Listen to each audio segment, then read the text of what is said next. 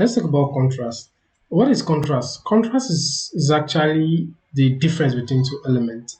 So, contrast can be achieved in graphic design by several means, which I'll be talking about today. Number one, we have sizes. We can achieve contrast with sizes. So, for instance, let's have this particular typography, David Omokoro graphic designer. So, as we can see, we find this very difficult to relate with, very difficult to read, confusing to the eyes, and all of that. So, in a situation whereby we want to depict contrast between this element with sizes, we can reduce the size of the graphic designer and leave David Omokoro prominent in the composition. Something like this. So if we have something like this, we have the graphic designer now smaller. That means we can actually relate the size of the design or differentiate their sizes from each other. Like I said, like I gave an instance in the previous video that on how to actually reduce sizes according to scale, according to the golden ratio scale. So, which this is a perfect example. If you're trying to reduce the size of one element from another element, we can try to use a particular ratio to achieve this, which I explained in the previous video. So, not just in typography, we can also reflect contrast through sizes in shapes. So, let's say we have this particular shape, no difference between each other. So now if you want to relate the sizes of this shape, if you want to reflect contrast with the sizes of this shape, we can increase one and leave one or reduce one or either way. So this is a perfect example. That means each of the elements are contrasted with each other. This is a perfect example of contrast according to sizes. So we can also reflect contrast through weight of an element. Let's go back to what we have initially. So that is the David Umukoro Kelani graphics that we are finding difficult to relate with, that we are finding difficult to read. Now, when we now think about contrasting element in weight through weight, so we can achieve that by trying to increase the weight size of one of the elements and reducing the other side or leaving it the way it is. So this is a perfect example. So with this, we know this can be actually read.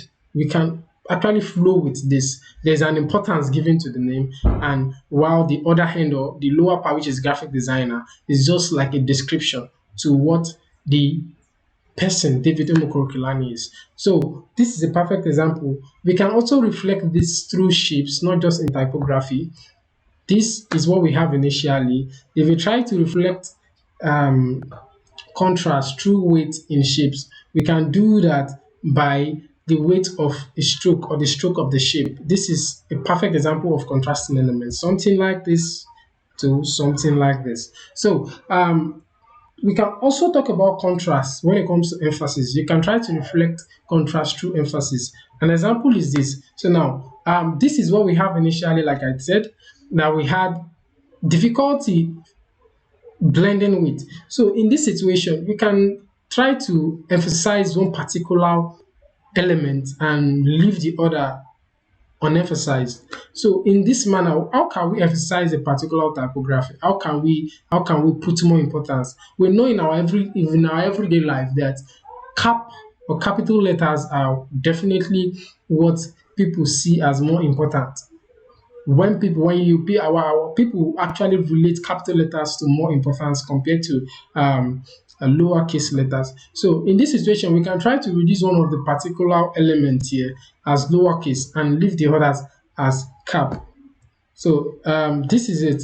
By reducing the other as a lowercase element, the graphic designer, all are lowercase. We know there is less importance attached or linked with the graphic designer. Then the other one has more importance. So this is also a perfect example of reflecting contrast, which can also be reflected in shapes through emphasis. So if you actually have this, we can reflect emphasis in the shape by trying to block all or fill all the shape or fill the rectangle. You can reflect emphasis in shapes through this medium too also.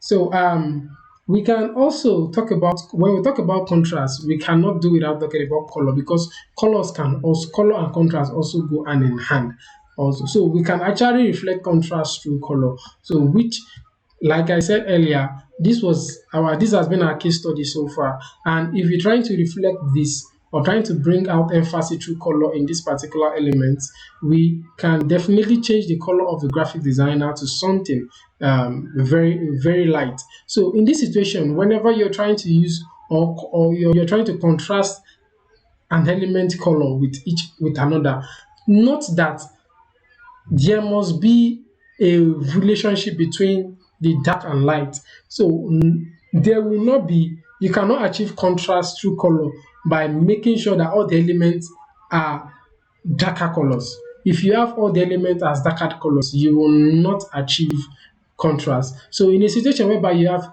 a blue color, that means if you want to achieve contrast with the color blue, you should definitely have a lighter and a darker blue. But if you want to achieve colors in colors, if you want to achieve contrast in elements with different colors, that means one of the colors has to be the darker parent of that color and the other will be the lighter parent of. That's one perfectly way we can achieve contrast with color. So let's use this as an example. We can, as we have the David name as very dark color, as the more contrasting with the graphic designer. So in a situation whereby we have all the color lights at the same time, we are actually not depicting contrast. So we need to know that whichever color we are using to achieve contrast, you must use the darker part of it and the lighter part of it. And so we can also do that with shapes, which is this. We can achieve contrast with color, the dark and the lighter color of contrast. So contrast can also be achieved through styles, particular style. I mean typography style. So that means if we have David Umukoro Kelani as graphic designer here, we can actually reflect a contrasting typography style with the other to depict contrast. So a perfect example is this. When we try to use a script element or a script typography, is a script typeface rather, and just a regular typeface, which I call, or which is actually called sans serif, which we'll talk more about typography where we'll get to the lesson outline. So this is a perfect example of contrast. This is a perfect way to reflect contrast. That means we can actually reflect contrast through style. About reflecting contrast in shapes, what can we have? That means if we have this initially, we can actually change the style properties of a particular shape to complement the other. So something of this nature. So basically it's between two elements. So and contrast can be achieved through the sizes, through the weight, through emphasis, through color, and through style. See you in the next video.